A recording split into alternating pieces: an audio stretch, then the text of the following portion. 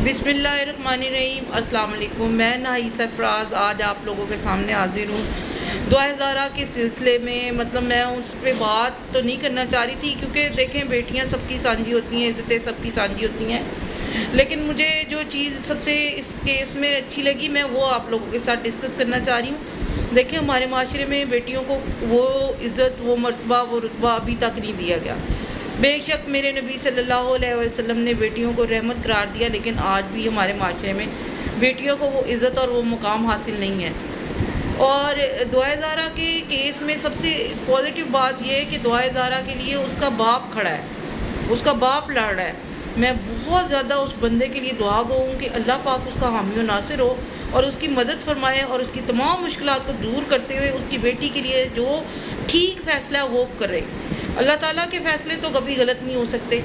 तो इसलिए, और दूसरी बात ये, मैं बेटियों से गुजारिश करूँगी कि प्लीज़ ऐसी हरकतें मत करें कि जिससे वालिदैन का सर झुक जाए।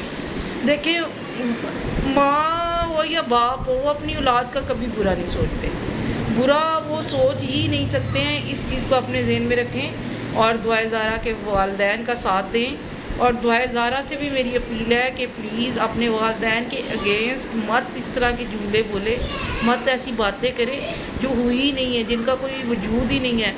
ठीक है कि उससे गलती हो गई है और वो अपनी गलती नहीं सुधारना चाहती, ठीक है, वो जहाँ जो कुछ करना चाहती है वो करे, लेकिन अपने माँ बाप के लिए कुछ सख्त अल्फाज ना बोले। वो माँ बाप हैं, उनके पास आपने 15, 16, 17 जितने भी साल की आप हो उतने साल आपने गुजारे हैं।